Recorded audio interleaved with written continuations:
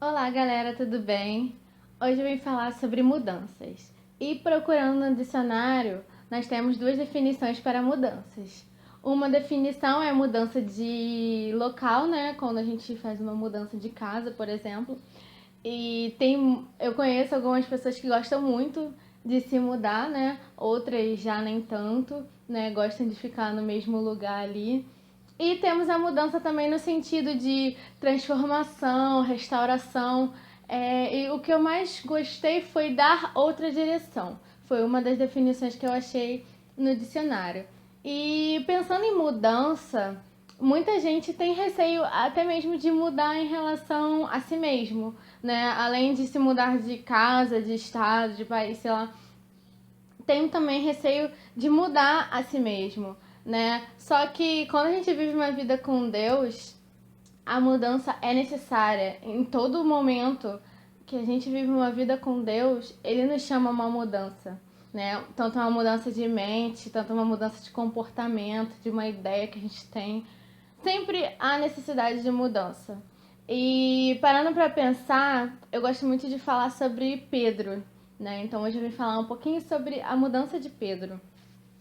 E se você pensar, Pedro era um dos discípulos, andava com Jesus, foram ensinados por Jesus. Só que mesmo assim, lá no finalzinho, né, quando Jesus vai embora, né, vai para os céus, ele fala lá em Lucas 22, 31 assim para Pedro.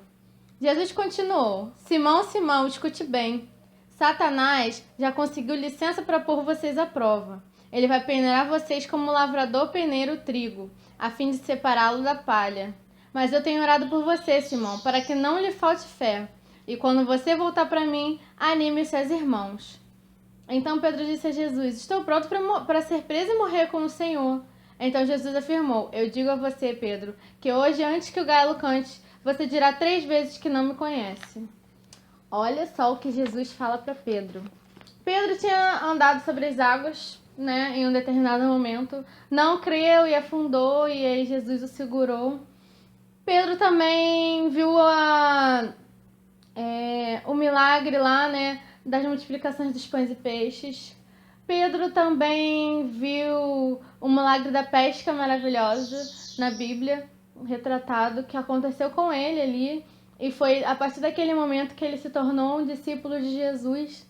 Só que mesmo assim, nesse momento aqui em Lucas 14, Lucas 22, Jesus fala para ele que ele não cria, que ele precisava voltar para Deus, que ele ainda não tinha fé suficiente para servir a Deus. E aí a gente para pensar, caraca, os discípulos andaram tanto tempo com Jesus, viram tantas coisas maravilhosas, e mesmo assim eles não criam, mesmo assim ainda faltava fé, sim, porque eles eram seres humanos igual nós somos, e eles tinham muitas falhas, muitas coisas que eles tinham que mudar. Jesus escolheu pessoas, assim, que pro mundo era loucura escolher, né? Cobradores de impostos, pessoas de má índole. E Jesus veio e durante todo esse tempo que Jesus esteve com eles, Jesus ajudou eles a ver esses defeitos neles mesmos e gerar um sentimento de mudança. E só quando Jesus foi para o céu, né, que Jesus deixou aquela palavra, ide e pregai a toda criatura, só depois desse momento que eles realmente sentiram, opa, agora o mestre, aquele que ensina, foi embora. Agora nós precisamos divulgar aquilo que ele ensinou pra gente. Agora realmente a nossa mudança tem que ser real. A nossa mudança tem que fazer efeito em outras vidas. E só a partir desse momento que eles realmente se renderam a Jesus, né? Porque ele diz aqui, né, para Pedro, quando você voltar para mim, vem e traga outros, ajude os seus irmãos na fé, fortifica as pessoas. E Pedro: não, Senhor, eu vou morrer com o Senhor. Mas ele negou Jesus 3 vezes, naquele mesmo dia em que Jesus tinha falado com ele. E parando para pensar, às vezes a gente julga Pedro e fala: caraca, Pedro, poxa, você falou várias coisas lindas para Jesus e tal, e negou Jesus. Só que a gente mesmo faz isso hoje. Porque se parar pra pensar, Jesus hoje habita entre nós também. Nós também somos discípulos de Jesus. Nós também conhecemos a Jesus e vemos a Jesus. Só que mesmo assim, a gente ainda erra. E Jesus ainda fala pra gente, falta fé. E Jesus ainda fala pra gente, eu quero mudança. E mesmo assim, a gente ainda é duro de coração. Só que ver o erro dos outros é muito mais fácil do que ver os nossos próprios erros. E querer mudar o outro também é muito mais fácil do que querer mudar a si mesmo. Porque é duro chegar e dizer pro nosso orgulho de que a gente se acha muito e é dono da razão e chegar para nós mesmos e falar, olha, tá errado, muda essa rota, vamos para outro caminho, dá uma outra direção para essa vida. É muito difícil isso. E só quem tem realmente muita sabedoria e confiança em Deus consegue fazer isso. E aí a gente vê que a história de Pedro muda completamente lá em Atos, né? Que é a história do começo da igreja, do começo dos primeiros cristãos ali, né? A viver com Jesus. E a gente vê que realmente se torna verdade tudo aquilo que Jesus ensinou para eles, sabe? Lá em João 14, 12 e 14 diz assim, Jesus diz, né? Eu afirmo a vocês que isto é verdade. Quem crê em mim fará coisas que eu faço, e até maiores do que estas, pois eu vou para o meu Pai. E tudo que vocês pedirem em meu nome eu farei, a fim de que o Filho revele a natureza gloriosa do Pai. Eu farei qualquer coisa que vocês me pedirem em meu nome. Ou seja, Jesus diz aos discípulos, eu sou o Pai, eu sou o Salvador, eu sou o Senhor, mas eu vou para o Pai e vocês vão fazer coisas maiores. E hoje em dia, Jesus fala essa mesma coisa pra gente. Ele fala que a gente é capaz de fazer coisas maiores. Mas por que nós não fazemos coisas maiores? O que falta em nós pra nós fazermos coisas maiores? Sabe? É que diz que tudo que a gente pedir em nome do Senhor, Ele atenderá. E por que as nossas orações não são atendidas? Porque a nossa vida não é transformada. O que tá de errado nisso tudo? E muitas vezes a gente vê que falta a mudança real. E em Pedro essa mudança aconteceu de verdade, sabe? Se for parar para pegar um discípulo e falar sobre a vida, eu gosto muito de Pedro.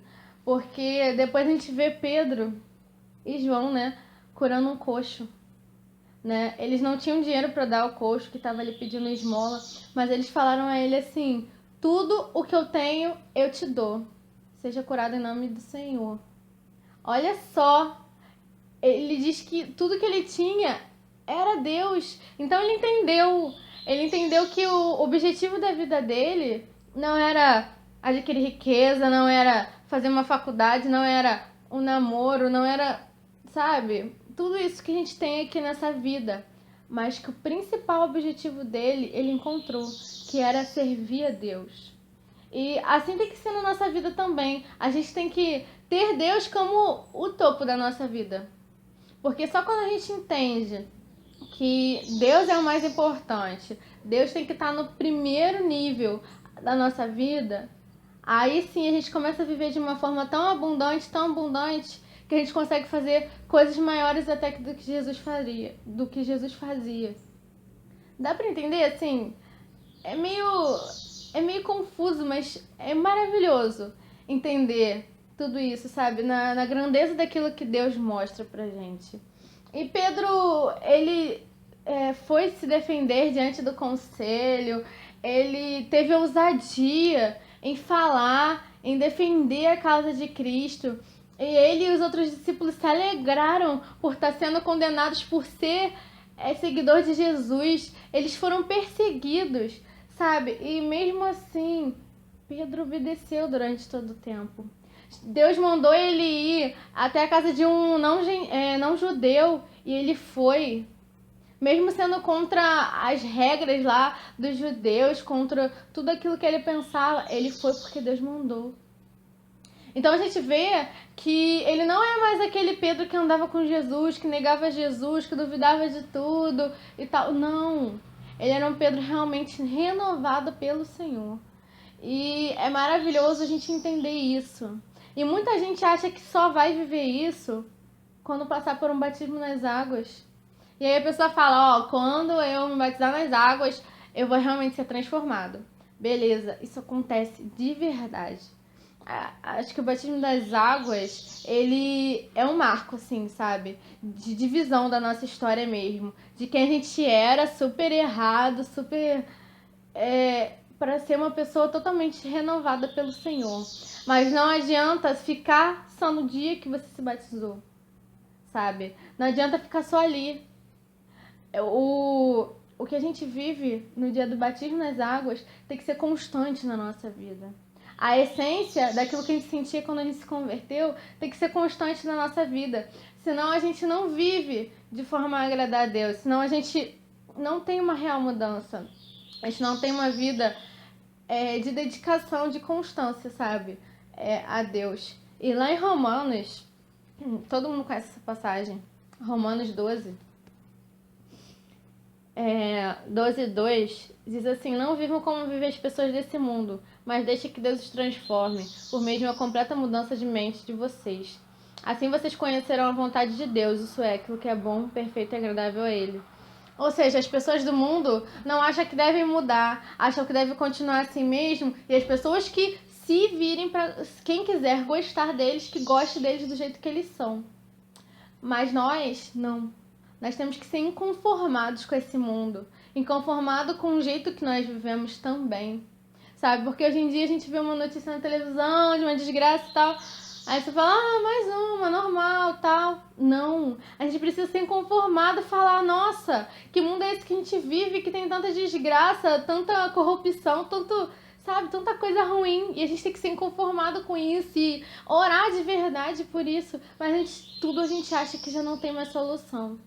Muitas vezes a gente faz isso com a nossa própria vida. A gente fala, não tem jeito, eu sou assim e pronto, nasci assim e vou morrer assim. Não. Hoje é o dia da nossa restauração. Hoje é o dia da nossa transformação, da nossa mudança de mente. E a gente precisa disso para viver uma vida melhor com o Senhor. Se você parar para pensar, as empresas mudam de logo, traz novos sabores para seus refrigerantes, por exemplo, para tentar atrair um público maior, né? Por exemplo, eu tava vendo esses dias no Nescau, né? Nescau, era Nescau normal, depois Nescau 2.0, agora tem Nescau 3.0.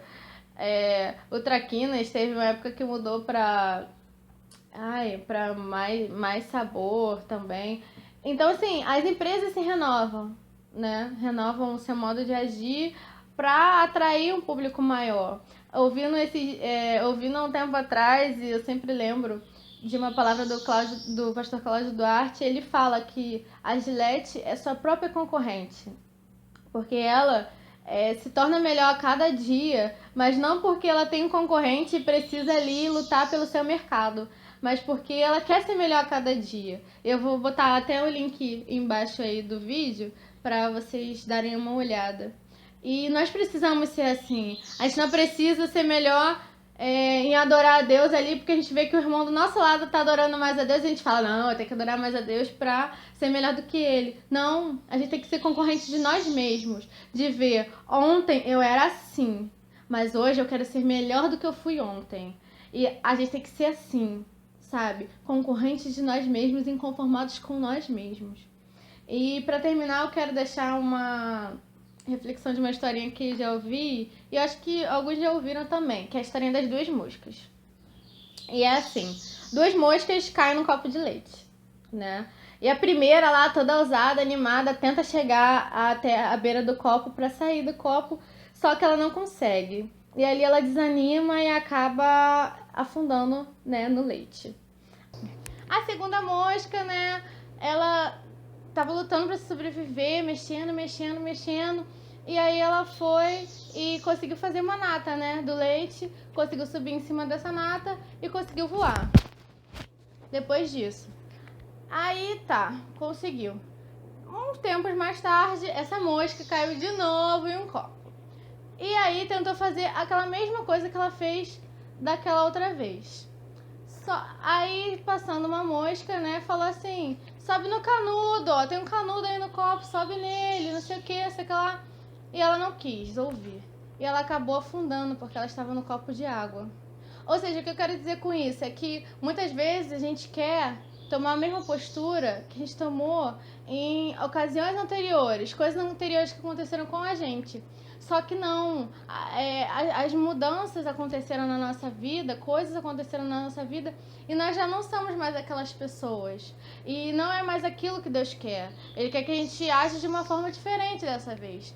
Então, o meu desejo é esse. Eu oro a Deus para que realmente as nossas vidas venham ser transformadas por isso, sabe? Que realmente a nossa vida venha ser impactada pelo Senhor. E nós venhamos a realmente sofrer transformações novas na nossa vida. Porque não adianta a gente ficar vivendo de experiências passadas. Nós hoje somos outras pessoas, somos transformadas e precisamos viver novas experiências.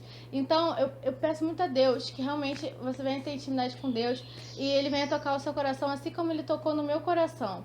Que a mudança é necessária na nossa vida, sim, porque ela muda a nossa rota, muda a nossa direção e nos faz ir mais longe.